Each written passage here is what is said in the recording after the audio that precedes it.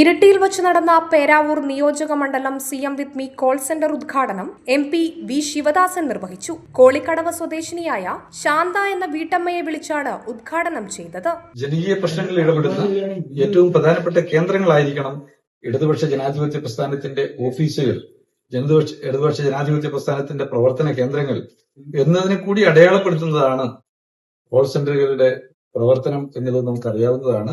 അതുകൊണ്ട് കോൾ സെന്ററിന്റെ പ്രവർത്തനത്തെ വിപുലപ്പെടുത്താനും ഇടതുപക്ഷ ജനാധിപത്യ പ്രസ്ഥാനങ്ങളുടെ സ്വാധീനം പേരാവൂർ മണ്ഡലത്തിൽ വർദ്ധിപ്പിക്കുന്നതിനും നവകേരള സൃഷ്ടിക്കായി ബഹുജനങ്ങളെ ആകെ പിണറായി വിജയൻ നേതൃത്വം നൽകുന്ന കേരള സർക്കാരിന്റെ നന്മ നിറഞ്ഞ പ്രവർത്തനങ്ങളുടെ ആശയത്തിന് പിന്നിൽ അണിനിരത്തിക്കൊണ്ട് നമുക്ക് മുന്നോട്ട് പോകാൻ കഴിയണം.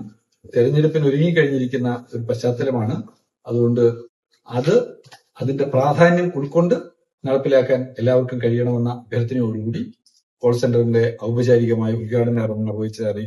ജനങ്ങളുടെ പരാതികളും ആവശ്യങ്ങളും നേരിട്ട് സർക്കാരിന്റെ ശ്രദ്ധയിൽപ്പെടുത്തുന്നതിനായി സംസ്ഥാന സർക്കാർ ആരംഭിച്ച സംവിധാനമാണ് CM with me call centre.